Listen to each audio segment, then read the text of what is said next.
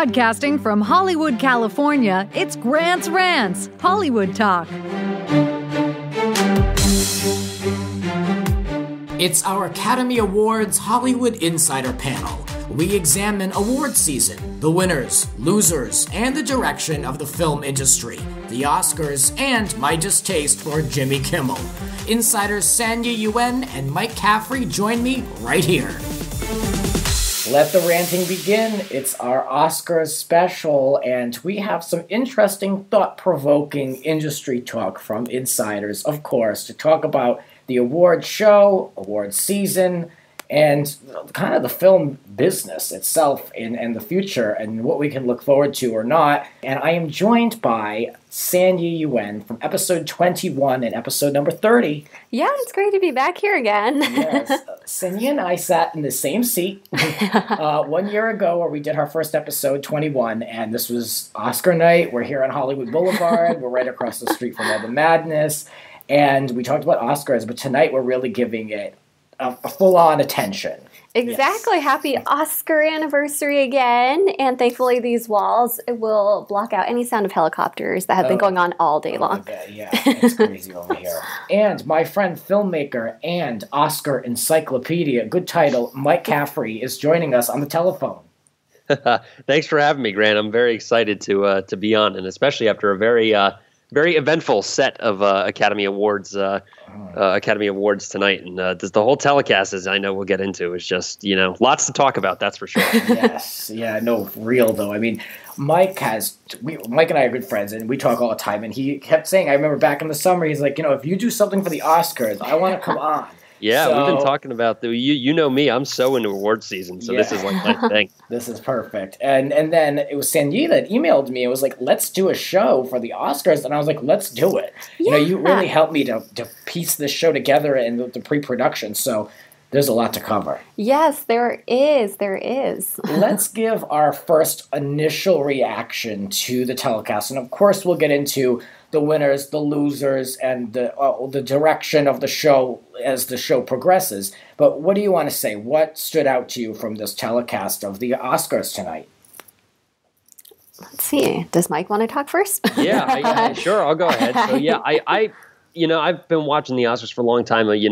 For a movie nerd and for someone like me, it's always a lot of fun this kind of year. It's kind of like my movie nerd Super Bowl almost, that all just kind of culminates into one night. And to be honest, I was a little underwhelmed with the production this year. This is just the TV production of it all. And I just, it felt a lot like the early 2000s when those shows used to run so long. And it was tough to watch at times. And I'm thinking to myself, if I'm bored during this, I can't imagine what a generic moviegoer is, because I'm as diehard as they come. Yeah. And, there's a lot going on with the switches and in demographics and the ways that movies are somewhat moving in a different direction than something like television is. And who knows if they've necessarily adapted the right way. But, a lot of the movies people don't have a lot of interest in, especially in that coveted 18 to 49 demo, because they're all into the big blockbusters, the superhero movies, the comic book movies. So, it's sometimes tough for them to get those viewers to come back to the show. And it just felt like it was a bit of a step back tonight from doing that. Those montages just felt bloated. And I guess maybe the point of trying to do that was that it was a lot of indie films, as it has been for the past few years. Mm. So I think it was kind of an idea to sort of familiarize, the general audience with a film that they might not have seen. But I don't know. I just feel like it kind of backfired a little bit. And we're going to get in, I think, to Jimmy Kimmel a little later and things like that. But just overall, generic telecast. I was looking at my watch, and I'm just saying, if I'm like that, I can't imagine what a more generic moviegoer was like. Not impressed. Yeah, I'm tough with award shows. Like to me, I'm just not that into them, especially watching them. But I was really focused on this one, especially for the show. And I was like, look, I'm going to really watch this. And I've heard so much, and I admit I have only seen La La Land, so I am not the perfect person to discuss who should and should have won whatever. But I watched it, and I hit a wall about 2 hours in, and I knew I was in trouble because it was like the show came on here in Los Angeles at 5:30, so it was like 7:30, and I'm like, oh, how am I going to do this? Because I know we're nowhere near the end. Like they had just about given out, I think maybe like 6, 7 at that point. So I was like, we haven't even gotten to anything significant yet. So I was concerned, and look, it's like Mike said, if he's having trouble watching it, I mean, and like me, like this is real Hollywood talk. If I'm having trouble getting through it, it's like, and we're the demo they wish they had. So it's tough. Sanyee, what did you think? Yeah, I remember, I think it was around 8 p.m. I texted Grant and I was like, this is the longest Oscars ever. But maybe it just felt like that because you're right. They just kept announcing all of these other awards and kind of prolonging it. And I was like, every single year they say they're going to make it shorter. They're going to keep it within the certain time frame. And every year they go over. And I think it's great that they let people go on for their speeches because it's very important that these Oscar winners get their time on stage and thank who they can thank. But it's just like, yeah, what do you think was just making it so long this year? I'm trying to think. I don't know. Was it just because they weren't as funny as before? I think it was the montages. Those montages really just stopped the pacing all the time. I mean, they had these bloated montages in there that I just, every once in a while, maybe for the best picture or something like that, that works. But, and you've seen them do it in the past where they'll pick a clip for the actor or the actress. That's fine. But things like they did that running thing, which led up to the gag at the very end with Jimmy Kimmel and Matt Damon, where they would have an actor talk about a presenter or something to do with it. And they did those little documentary features. And I get it. You're trying to be a little artsy and things, but that did nothing but just add time to the show, which is, it's just sort of like, this isn't really getting us anywhere. We're introducing the actor in a 90-second sizzle reel. Like, do we really need to do that? Exactly. And the other thing too, which was fun, but, not necessarily original, I wouldn't say, was for best actor, best supporting actor, they did those montages of acceptance speeches. And I mean, how many times have we seen something like that? I know. So, and it wasn't even, they didn't even do a good job of using the classic stuff. 90% of those clips were from like the last 5 years. I said the same thing. Just like, I'm like, what do you think? Are our attention spans that short? Well, maybe yes, but I mean, you're just making the show longer. You've got 89 years worth of this. Yeah. And, they cut to a few, like, you could count them on maybe one hand of, like, black and white, like, old school. And, the very first Academy Awards, you can find it online. It's like you can purchase it. Like, it's out there, and it was in more like recent years for sure, like the last 5 years. And it was an insult, I feel like, to the community itself, especially I feel like old Hollywood is so forgotten in media, unless if you're a fan of old movies or you live in LA, I guess you're kind of exposed to some of that, because it's here. But I mean, as far as that era, it's like, where is it? Where are they? I noticed that too. Yeah, I think maybe they just gave it to an intern or someone who was kind of lower level. Maybe this is my jaded entertainment industry experience self-speaking. Where I'm like, maybe they relegated it to someone who just did not do the full-on, thorough, top-notch job that a real film buff like Mike would have done if he had put together those montages. Well, I think another thing that came together with this show too was the fact that the physical producers of the show, which the Academy hires a couple of producers every year to do the show, and they got onboarded to the process incredibly, incredibly late this year. Usually they give them several months to do it, and I'm not exactly sure of the timeline right off the top of my head, but usually you're hearing about an Oscar host sometime in the fall. And when was Jimmy Kimmel announced? In the winter? It was a very pretty quick turnaround. Right. So that was because the producers got onboarded about a good 2-3 months after they normally are put on, which may speak to, I think, words getting around that it's kind of a thankless job. Because, it's just, and that's something that, it's just wondering, is it really the producers, or is it just they got to rip the whole thing down and take a different approach? That might be something to talk about, because they're clearly lagging behind, and it'll be interesting to see what the viewership is. Of course, now they're going to get so much more conversation because of the flub that happened at the end, but which ultimately is probably going to save them for conversation, because now next year you're going to get so many people that are going to tune in to see if that same thing happens again. Well, next year and where this all goes is a conversation I want to have, but you'll have to stay tuned, because we'll get to that in the second portion of this broadcast. But I want to talk about the overall road to the Oscar and the length of the campaign trail to be able to make it to tonight, basically. Yeah. I mean, it is such a journey. I was telling Grant about it, just how almost ever since August, Emma Stone said she's been talking about La La Land. And when we interviewed her in, what was it, February, yeah, at the very beginning of this month, you know, my producer was saying, gosh, I think they're all tired of talking about La La Land. Let's ask them about their future projects. Like, let's ask Emma about that movie she has coming out where she plays Billie Jean King. Mm-hmm. And, you know, you could see her eyes light up because it's so clear she's been fielding these questions since August. And all of these Oscar nominees and potential nominees, they have to just be on their toes about everything they say and do. And I'm actually very, very surprised that all of the allegations against Casey Affleck that rose up didn't mar his ability to win an Oscar tonight. It didn't. I mean, that'll create a big conversation for sure. Yeah, I mean, if anything, maybe that's because, again, everyone's saying because Denzel already has 2 Oscars and it's rare to have a 3-time Oscar winner. But then I'm like, then what happened to Ryan Gosling along the way too in that race? Mm-hmm. I thought there was a lot of I think what happened with that too is that, you know, the whole thing is so exhaustive.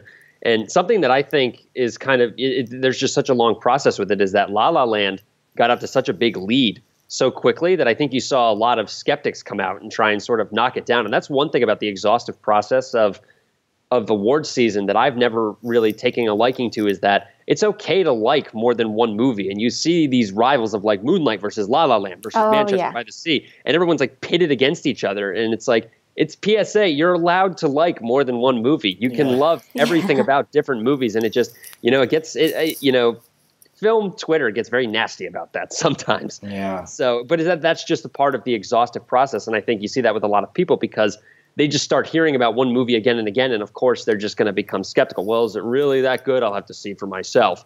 So it's just, you know, it just kind of speaks to the exhaustive process of it, which is somewhat disappointing about it. So, but now the whole thing's over, so everybody can like all the movies again. That's true. Yeah. That's true. Sanyee, tell me a little bit about all the carpets that you've been on, specifically leading up to the award season, like this full award season. It's leading up to tonight. Yes. Oh, definitely. Oh my gosh, I still remember back in mid-October it felt like the kickoff to award season because there was October the start. October, yeah, mid-October. It was the Hollywood Film Awards, and they were having honorees, so it wasn't like people were nominated. They had already decided who they were giving awards out to. And Natalie Portman from Jackie was there, and Nicole Kidman from Lion was there getting honored. And I think they were just trying to predict a lot of people who would be nominated. Like I remember Matthew McConaughey from this movie Gold was there, and I think the folks from Jungle Book were also there, and it just seemed like it was everyone like starting their campaign season, like, okay, we're going to get in the limelight now, and we know it's just going to keep on going. And I think it's just every single appearance that they make ends up really playing into just people talking, and especially, I guess, the voters are paying attention too. And you see that the different studios are also trying to finagle the best way to get an Oscar for their performer, whether that's Viola Davis being put in the Best Supporting Actress race instead of the Best Actress race for Fences. Or I remember with Amy Adams, then everyone was saying that she should have been nominated for either the Nocturnal Animals or for Arrival. And then she ended up getting neither. And so it was just... yeah, you know, maybe those two studios weren't able to run the campaign well enough for her. Or maybe it's just because that leading actress category was just too saturated. And again, that's why Paramount ended up putting Viola into supporting actress instead. Yeah.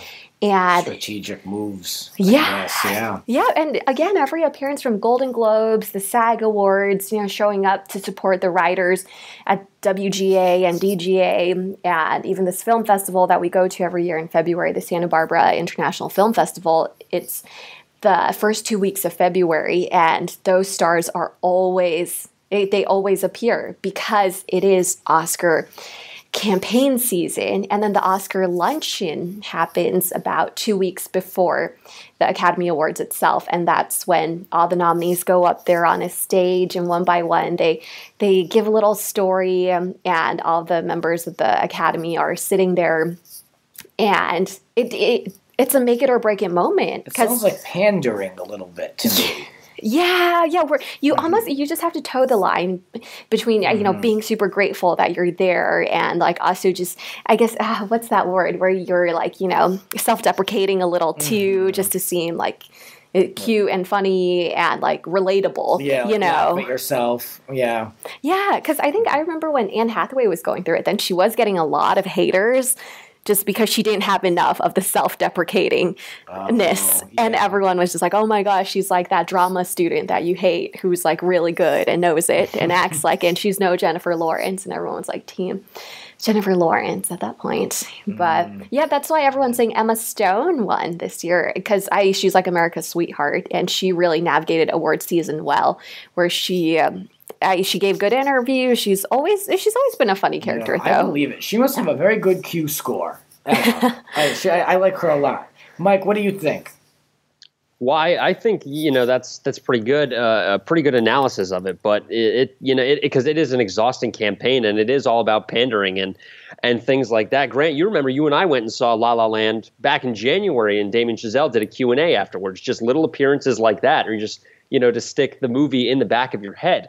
Are things that are just always going on, and there's so much money spent on these campaigns and things that a lot of people I don't think the average moviegoer doesn't understand what it takes and to do it. And what was really interesting, you guys were talking about Amy Adams a little bit, was the fact that the Arrival campaign to all the guilds, because basically they'll send banners, boards, emails, things like that. They'll berate the specific guilds, like the Directors Guild, the Writer Guild, things like that, because their awards are beforehand, and then usually a good amount of those people all add up to the full Academy branch. So they kind of target them first and then sort of move in. And it was interesting that she got snubbed because she was their entire campaign. I mean, the entire campaign. So it was very fascinating that she got snubbed from that because, and one, she was that movie. She was great in that movie. She carried that movie. So that was kind of interesting, but it was a very crowded sort of idea, the idea to move Viola Davis was kind of coming from that because they saw that it was so crowded and they had the opportunity to move her down and the Academy approved it. So that was totally planned on their part. And a lot of people in the Academy did not vote for her because they felt that they kind of used that as a protest vote against the system, which of course you're always going to have people like that in Hollywood. So It's just, it was a great performance, but there is legitimate conversation about whether or not she should have been in that category. Whether they address that in the future, I don't know. But for the whole thing, top to bottom, from the personal appearances to screeners, like if a studio doesn't send a screener to somebody, you're not going to win an award. Wait, that is so true. Because because a lot of these people just don't have the time to go to the movies for everything. So they get mailed these screeners and they take them with them. They'll watch them on their computer, watch them at home with their family. And that is the backbone of the entire thing, is that they'll send out these little screeners to the Writers Guild, Directors Guild, all of these guilds. And, there's a lot of times where people are like, oh, well, why did that person get stubbed? I have no idea why it happened. A lot of the times it's because you can look at the campaign and they didn't pour enough money into it or things like that. And that kind of dictates a lot. It's kind of funny how much it's sort of like politics in that sense of how you got to funnel the money in, got to do the appearances, got to smile and, look relatable to the most amount of people that you can. And if you pander it too much one way or another, you're always going to have people judging you for it. So it's amazing how remarkably similar the two are. But, it is a very exhaustive process. And it, starting all the way back in basically October and when all those festivals start up. And I mean, Grant, I've been telling you about La La Land for how many months now? We got to be going on 5 or 6 at long least. time. Very long, yeah. So, it's just a really long and interesting process that, is always very fascinating to kind of see how it goes, because it is open to manipulation depending on if your campaign manager is a good one or not. Right. So, Sanyee, what's your take? Yeah, well, so I'm actually part of the Screen Actors Guild, and the more you say that is so true, because I just remember the screeners I was getting, and I do not remember getting Hacksaw Ridge, and then that one kind of just fell off the map then, because I'm like, oh yeah, I really like Andrew Garfield. I really, really like him, but I feel like no one was talking about him. And then I remember the screeners I got Moonlight and La La Land, like those two arrived right away. And then I was getting my inbox just saturated with emails like all of November, the whole month of November, just like, oh, come to this screening of Manchester by the Sea, followed by a Q&A with Casey Affleck with donuts. And it was like Sunday brunch time. So I think that's why they're serving donuts and coffee. And just, Yeah, I remember, and a lot of the TV shows too that were nominated for SAG Awards. A lot of the Netflix ones, like Netflix went crazy with the screeners they were sending. They sent out almost these like collector's boxes of all the DVDs of the entire last season, and I guess that it paid off well for them with Stranger Things and Orange is the New Black. Yeah, I get those screeners at work for the Netflix series, TV. And yeah, the packaging and all that, I don't know how much they must spend. And then if everyone in the office gets them, not everyone wants them. So like half of them end up in the trash. Yeah. And you've got this packaging with this amazing cardboard and like 3-dimensional images. And like, no, they're stuck in shrink wrap and in the trash. It's terrible. Yeah. It's unbelievable the amount of money they spend just for that. Yeah, well, it's millions of dollars. It's millions upon millions of dollars for all that stuff. Yeah, it's unbelievable. And then it's not only in LA either, because I remember I was getting emails about like San Francisco screenings, New York screenings, Chicago screenings too. Like, tell your SAG friends in Chicago to go see this screening. Wow. Is it worth it though to invest that much money in a movie for awards? Is it is it worth it? It must be to these studios. Yeah, I mean, the hardware for them is one of the biggest things for them to say Academy Award-winning film or something like that, and especially for Lionsgate, who really went all in on La La Land for someone like them. But I mean, it costs them a lot of money. You have to spend money. I remember there were a couple of executives at Lionsgate back around the Golden Globes when La La Land swept those that was saying, hey, it's great, but and La La Land is making so much money, but we're basically going to spend all of those profits on the Oscar campaign for the next month. So, I mean, it is millions and millions of dollars. But for them to be able to have that kind of movie on their pedigree is also good. And it also helps, hopefully, it's an investment in the future also. Yeah. So that, I want to come to this Academy Award-winning studio, which is something that Amazon has gotten very good at. Amazon, in a very record short amount of time, has really carved themselves out as like one of the go-to spots for award-worthy indie movies. They've done a really great job of kind of carving out a really nice niche in the way that modern movies have kind of gone. So just that reputation around there for them spending that money, and of course it's Amazon, so they have so much money to spend to do something like that. Just really, it really pays off dividends because Amazon's movie department has just completely blown up in the last couple of years, and it's only going to continue to get bigger. Yeah. And they will win one day. It's not a matter of if, it's a matter of when, because their revenue is only getting higher and higher, and as a result, they're going to get one day because they've really carved out a really nice niche. And Netflix, to a lesser extent, Netflix has taken a little bit of a bigger budget approach, but they're way more in on TV than they are on films. But I mean, even tonight they dropped the trailer for that new Will Smith movie that they're doing. They spent like $100 million on that movie. It's an exclusive movie for Netflix.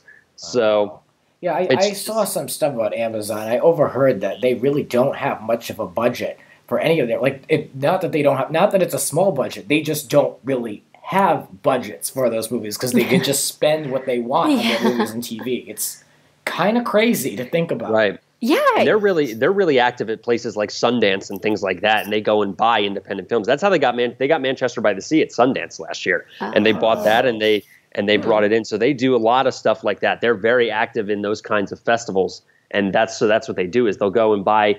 I don't know, Manchester probably cost them somewhere in the ballpark of $10 million to buy. I don't know what the exact number is, but, you usually go and you pay something like that. And then, that movie probably went on to make, a good 10 to 15 million in profit when all is said and done, because everyone takes their cut and their shares out of that. And so they have a very nice niche carved out from those festivals to do that kind of stuff. Yeah, I actually worked for Amazon Studios after the Page program, like in 2013. Yeah, July of 2013, I started reading with them as a story analyst.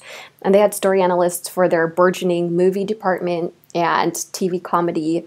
And I think they also had drama at the time. Yeah, TV drama, where they were just reading scripts sent in from screenwriters everywhere. So they were really trying to mine the content, mine for content out there. But I guess it's kind of cool now that like 4 years later, they are having this big presence. That kind of goes to show how things move in LA, where, you can just end up stumbling on a really good project. That's such an impressive timeline. I mean, like not even 5 years. Mm-hmm. Wow. Yeah, it's incredible how fast they built it. And it basically started with just a couple of little executives in a small little office and making their own phone calls and trying to get some a little bit of a reputation out there. And now now they're not making any phone calls. Everyone's coming to them now. Yeah. They got the pedigree, and they took home a couple Oscars tonight. So that's only going to help. Yeah. Well, let's take a look at the award season and the political statements that were made, it varies. I mean, from Meryl Streep's big moment at the Golden Globes to a lot being said at the SAGs. And even tonight, there were some little bit here and there with the host. Again, my advice to ABC was to hire a comedian to host the show, but they went with Jimmy Kimmel. And I'm not a fan of his. He actually treaded pretty lightly, in my opinion. Mm-hmm. And I think he recognized that even though he's sitting in front of a room of Hollywood liberals, not everyone watching is as open-minded or as progressive, perhaps, as someone like the likes of Meryl Streep, you know? So I think he was pretty respectful overall to the other side, the not-so-liberal audience. What did you think of the political statements and Kimmel? Well, I think one kind of neat political statement I noticed was just at the red carpet arrivals when, actors like Ruth Negga were wearing the ribbon, the blue ACLU ribbon, and she's like wearing a red dress, so the blue ribbon really stands out. And I think Colleen Atwood, who took home the Oscar for like best costume design, I think she was wearing it too. So there were a couple of actors who were wearing that, and then I think Emma Stone was wearing a ribbon for Planned Parenthood. And so, I mean, I think that was a really, really nice way to just open it up. Oh, Lin-Manuel Miranda was also wearing the ACLU ribbon right next to his mom, who he brought as his date, which was really cute. That's a classy way to do it, to show your support, but you're not stealing your own moment away to give it to Trump. You know what I mean? Exactly. Mike, what do you think? I think, I'm kind of on the same boat with that, is that I was expecting a little bit more on the political landscape tonight, but I think a lot of people sort of noticed that this is the big stage. They may never get back to this big stage again. Good point. Mm-hmm. So you saw that a lot of like, I just want to take advantage of this moment and really thank the people. And I think it people might have had plans to go up and do that. Mm-hmm. And then, kind of just figure like when it really hit them, we don't know. We don't really know. But I mean, one that kind of stuck out to me as I remember is that Casey Affleck at the Spirit Awards yesterday on Saturday afternoon in Santa Monica was very vocal about Trump's administration and policy and things like that when he won his award there. There's not one sniff of that tonight when he won his award. So I think they took the opportunity to either do it in on lesser platforms or places where it would be heard to keep their name out there and things like that. But I think you kind of saw tonight that it was just the culmination of everything that I think that people just kind of wanted to kind of tune it out for a couple hours, maybe is the way to put it. We saw some of it, and Kimmel alluded to a couple bits of it. I thought Kimmel was pretty good myself, but I mean, I thought the problems with the show went beyond him, and I think it was beyond his writing team. But he did the little bit with the Twitter, which I thought was interesting. But I thought it was going to be a little more Trump central, at least from him, because he's known to go after people, a pretty good amount. Yeah, so I thought he was going to do it a little bit more, but maybe not. But I mean, it's always going to dominate, and Hollywood is always going to be a fixture for the political kind of stuff. And award season is just the perfect target for that, because so many people look to Hollywood, and these people are idols to so many kids and so many Americans all over the place that they're gonna feel the need to say something and stand up for those people that don't feel represented. So I think you're going to keep seeing it happening. It's just going to be through different platforms now. You're going to see a lot of celebrities are going to keep tweeting about it, but I think they really just took the double entendre advantage of award season and having that platform come right to them already. I think you saw it amplified a little bit. So we might see a little bit of a break now, but you never know. Trump could do something this week, and we start the whole thing over again. Yeah, you never know. True. So the stunt.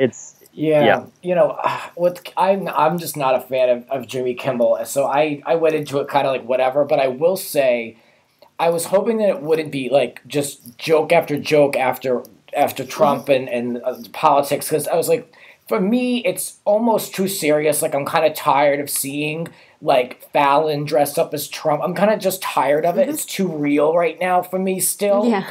And it's like we've seen it now for a long time. We've seen everyone dress up as Trump. My God, I almost did. I'm just kidding. But I mean, it's a lot. So I kind of like a little tired, a little fatigued of all of that. So I'm glad that we didn't have like impersonators and stuff come on, and like we just kind of like even like Kate McKinnon. She didn't come on as Hillary. Yeah. We just had the show, which I think everyone needed a break, and that I was happy about.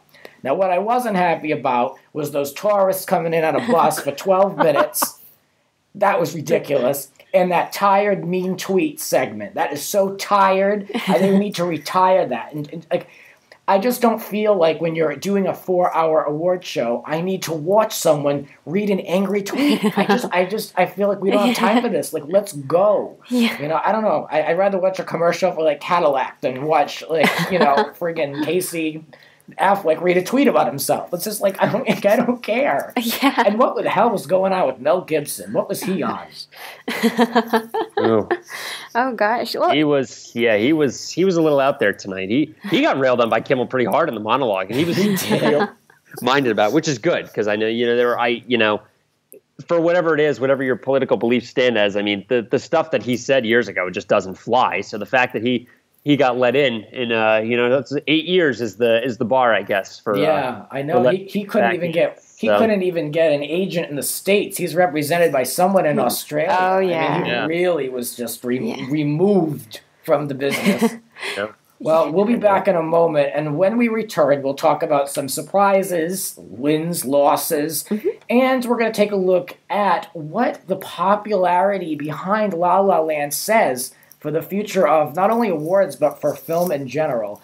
And, of course, there'll be more to come when we talk about what they need to do to improve upon the telecast and perhaps awards in general in a moment. Hey guys, it's Grant. I hope you're enjoying this episode of Grant's Rants, and I hope you'll support me over on patreon.com/GrantsRants. It's a simple crowdfunding website that supports creatives like me to keep the podcast going. There are all different incentives, so I encourage you to check it out. Thank you for the support. You're listening to Grant's Rants. Please rate, subscribe, and share. Spread the word. There are a lot more rants to come. Listen anytime on all major podcasting platforms and YouTube for bonus content. And now, back to the show. And we're back talking with Sanyee and Mike, and we're talking about Oscars and award series, or award shows, I should say.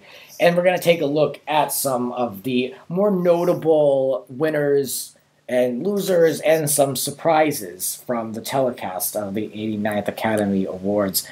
What stood out to you?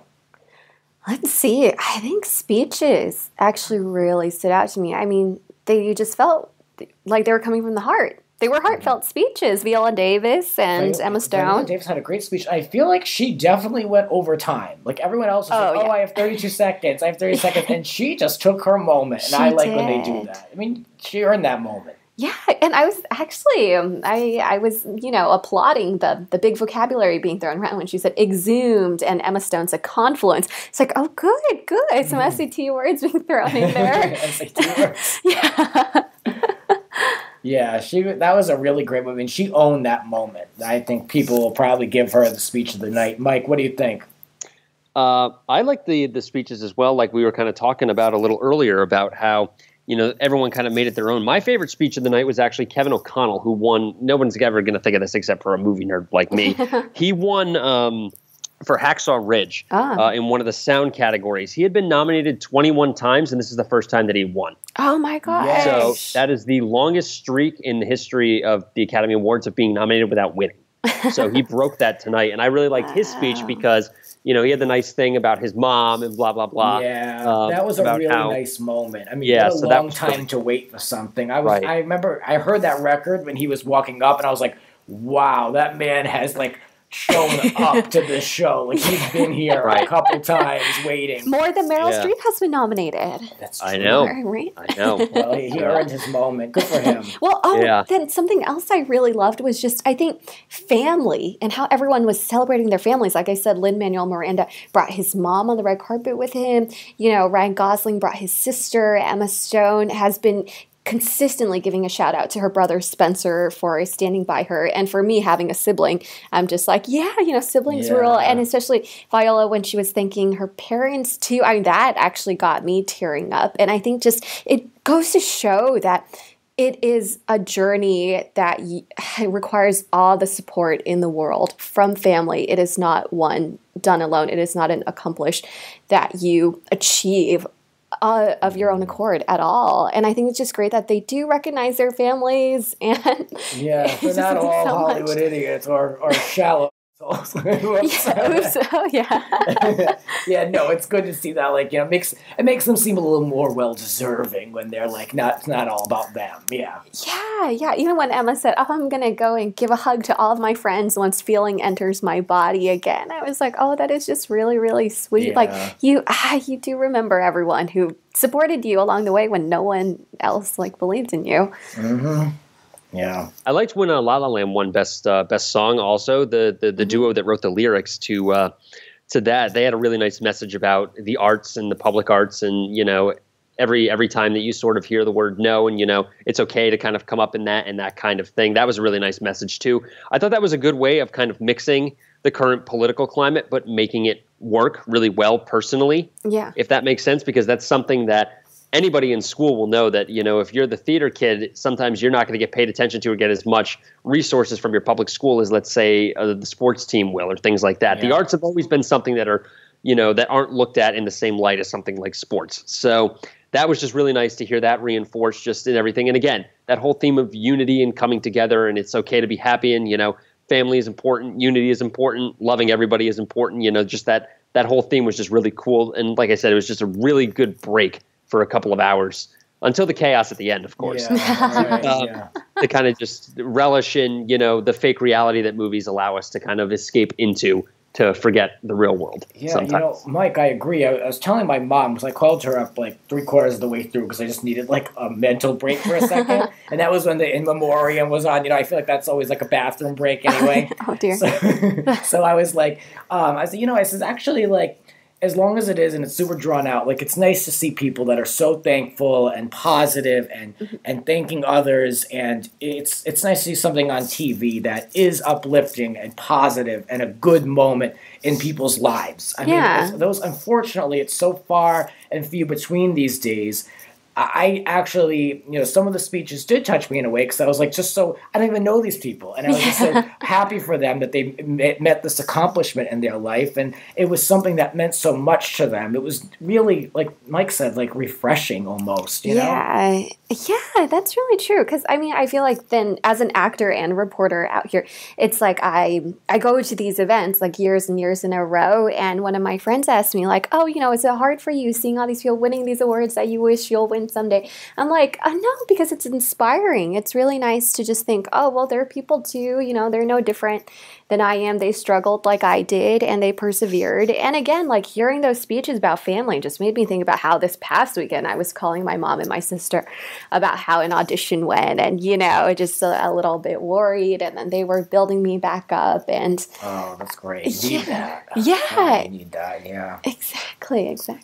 That's why I think La La Land thrived a lot this year too, because that's kind of the whole message of the movie. It's about love, and it's about inspiration, and it's about following your dreams even when it's toughest, which, especially in this industry, which is why I think a lot of people sort of younger in that demographic can kind of connect with that, because, you know, a lot of us are in that stage where we've had, you know, we're doing okay, but we still have those dreams that we're trying to work towards, and it just takes time. It takes a little bit of luck. It takes the perfect combination of everything. And that's one reason. One, Hollywood loves Hollywood. So, of course, they were going to love La La Land. But two, that movie so flawlessly executes the simplicity and inspiration of what dreams are capable of, that it's just beautiful to watch. And it's just a nice reminder, like you said, sometimes you just need a pick-me-up, because certain things can just get really tough. You can have a bad day. You can have a bad week. You can have a bad month. You can have a bad year.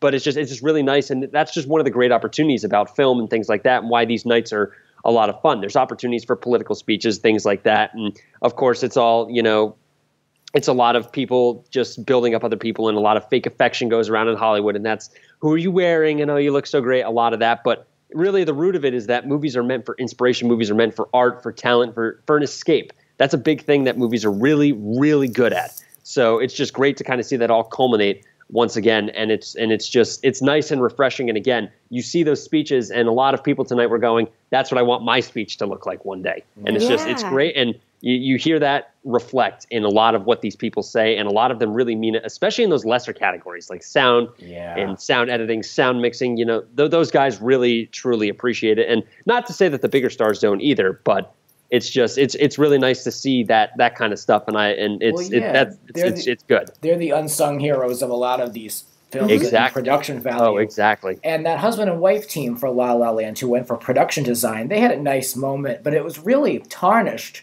by the lousy host who said that he walked down on the stage and said, "What's production design?" And I get it, it's a joke, but like that is their moment. Yeah, that is I'm sure they've worked on many films and they're a couple together. Like what a moment in their life together to be able to accept an Oscar like that for such a great film.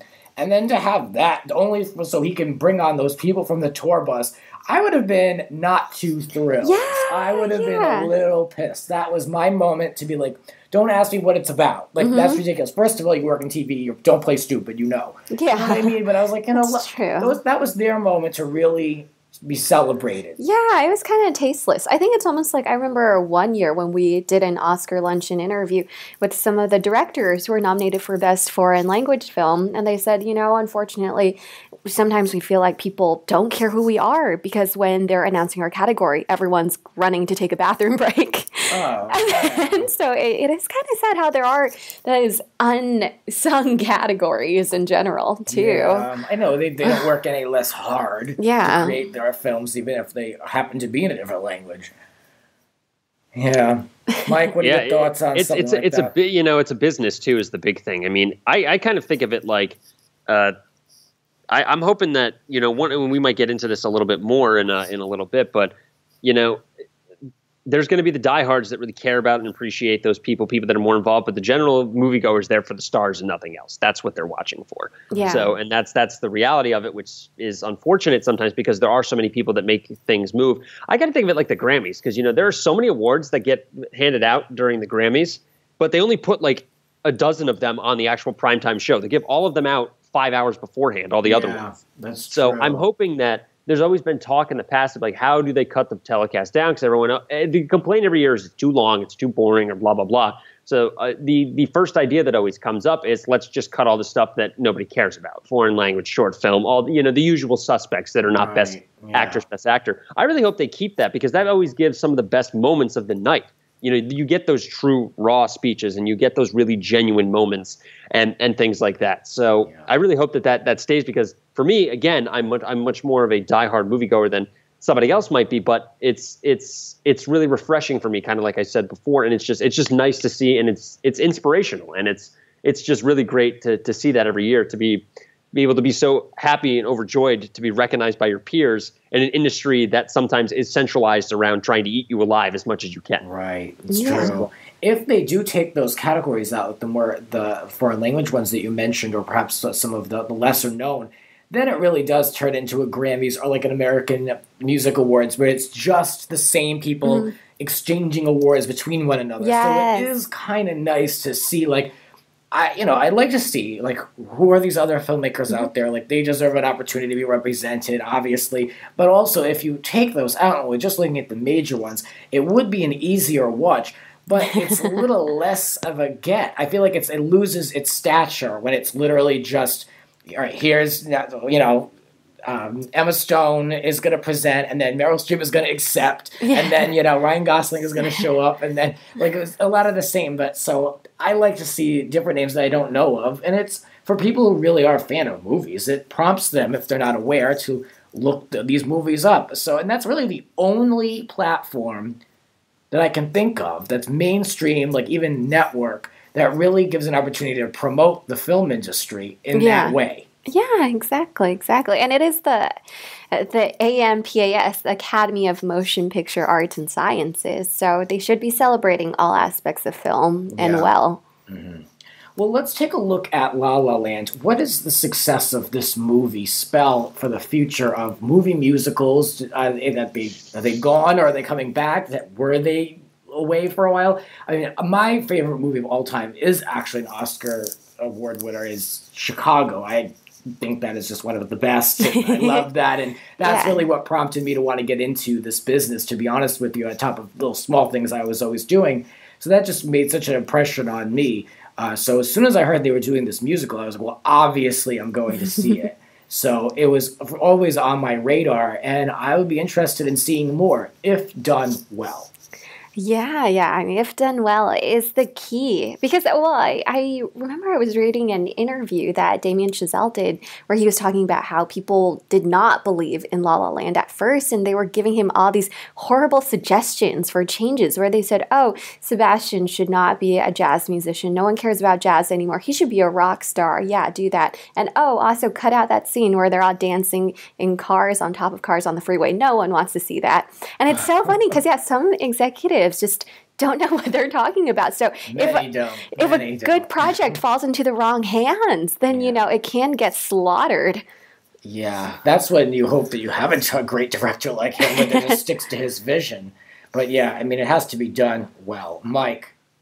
You're going to see some studio churned or something similar that are going to be less done versions of La La Land for sure, because a lot of what makes La La Land so good is the craft and the intimacy that Chazelle has taken to the movie.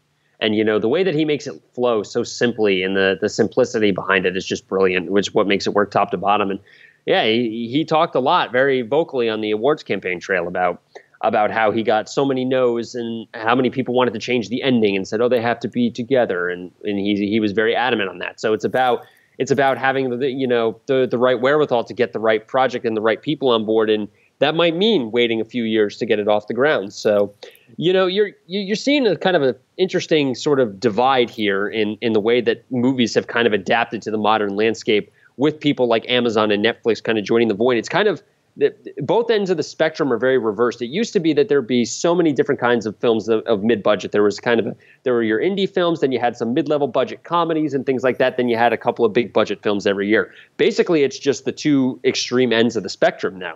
So you have a huge and thriving indie market, and then you have nothing but giant blockbusters that just tie into these franchises. There's no in between anymore. It's very hard to get a middle of the road kind of movie made. You'll still see a few come through every year, but the extremes of it are just so big because studios are not interested in a movie like La La Land. Like Disney is not interested in a movie like La La Land. That's not their business model. They want something like Marvel. They want something like Star Wars because to them, the movie is the marketing tool so that they can sell everything else. They can sell the toys, the theme park, the clothes, the everything. Oh, yeah. That's where they make their real money. So it's just become very corporatized on that side. But then as a result, so many of these good filmmakers have kind of come down to the festival circuit and make, these lesser budgeted movies, and then they go and sell them at markets and things like that. So, I mean, for example, the combined, I don't know what exactly it is off the top of my head, but it's right around like $650 million was the combined gross of all 9 Best Picture nominees this year.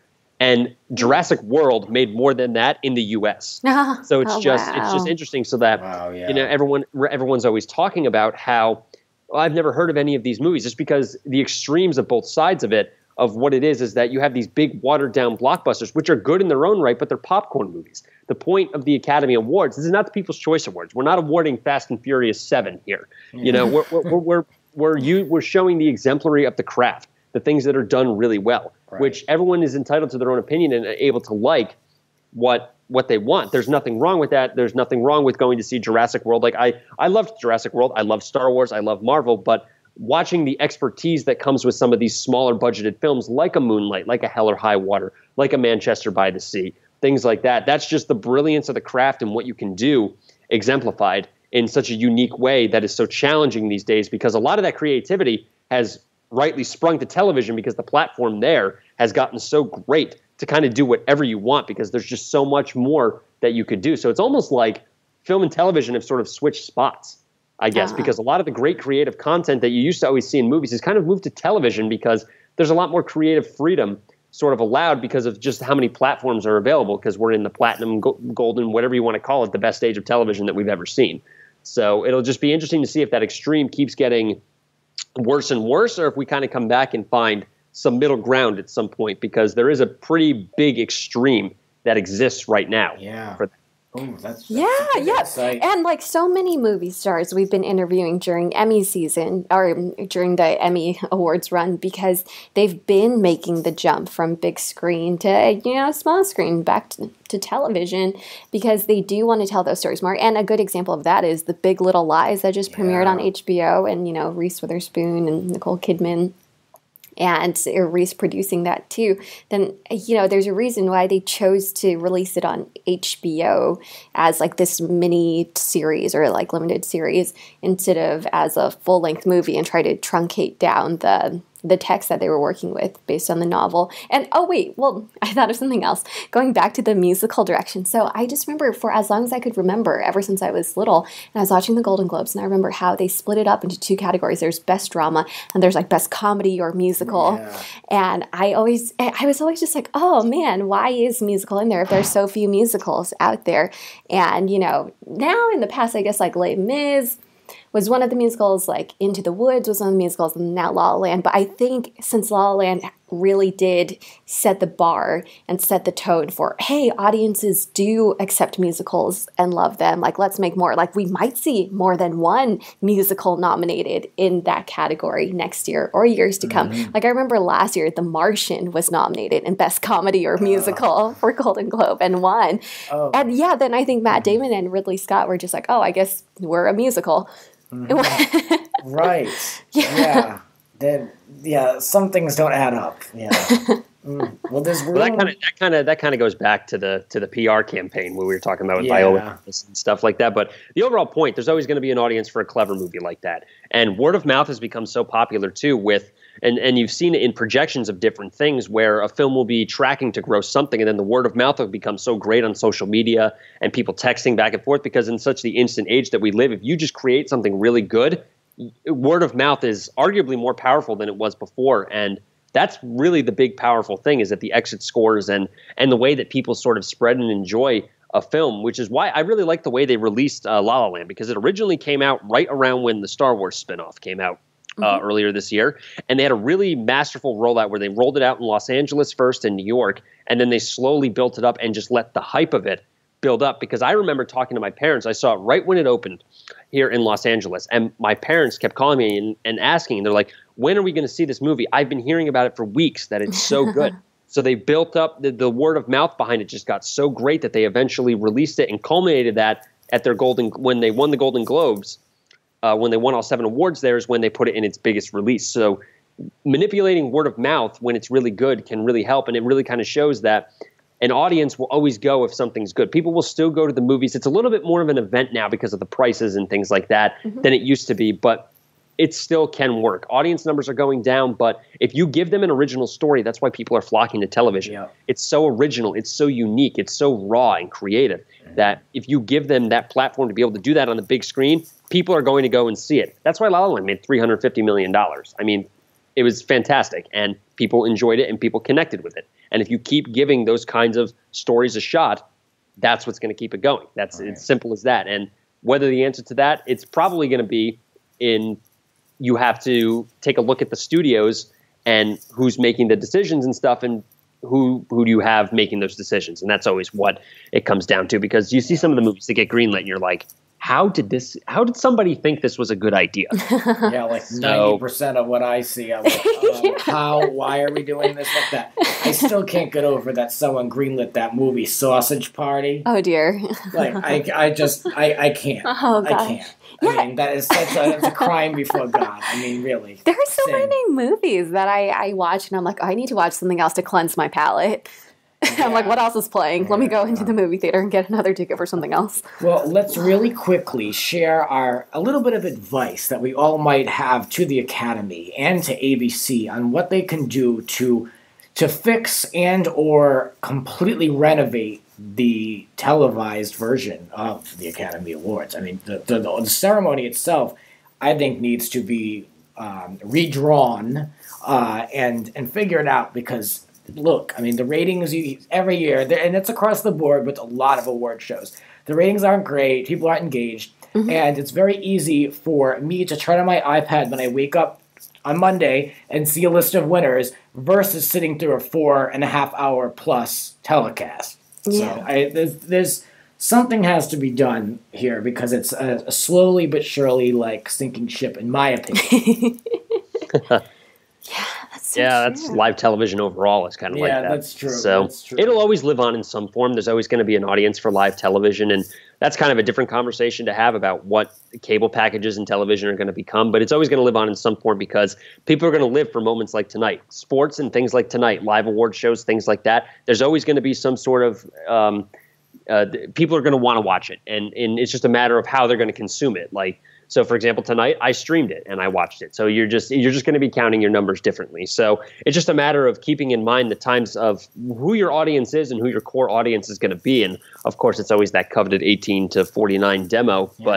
But personally, get rid of those montages. I mean, I get that you're trying to do some of them, but like it's fine to do them every once in a while. But you got to give it some pacing and stuff, and really blow through some awards, and try and give away a couple of awards before cutting to a commercial.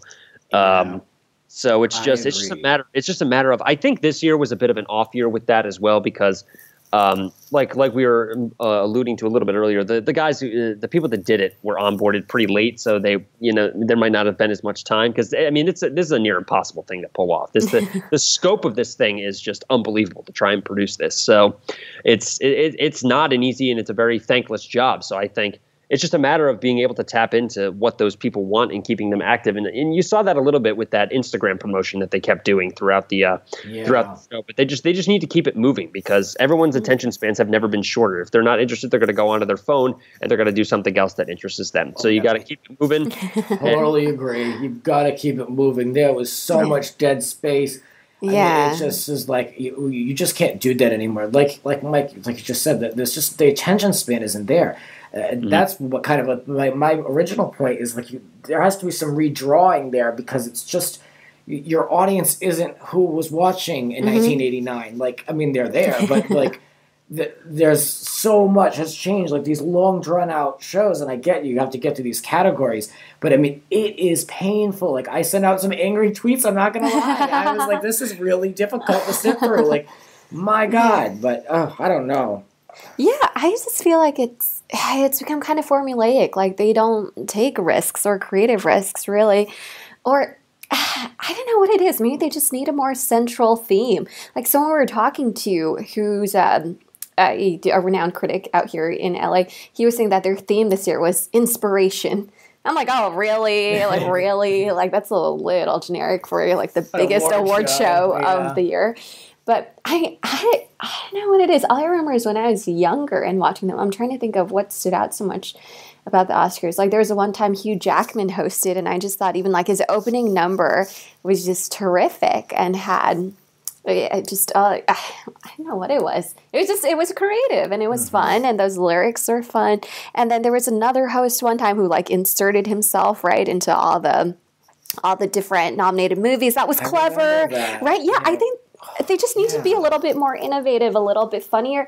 And I think they would do well to do more of the heartfelt storytelling. Like I've been watching so many award shows like all season long. I think it was Golden Globes where they had the different actors like talking about what their first job was in Hollywood and like the worst job. And I thought that was kind of cute. I mean, I guess that's interesting. That's right in line with Grant's Rants. That's what we talk about on this show. Yeah, I mean, I'm interested in that. Yeah, I mean, just bring it back. Be like, oh yeah, well, just don't separate the audience from who they're watching on screen. Remind them that these are people who had big dreams, and that this is a show that's meant to celebrate that and make people hopeful. Just like a lot of what Mike was saying that La La Land did. Yeah.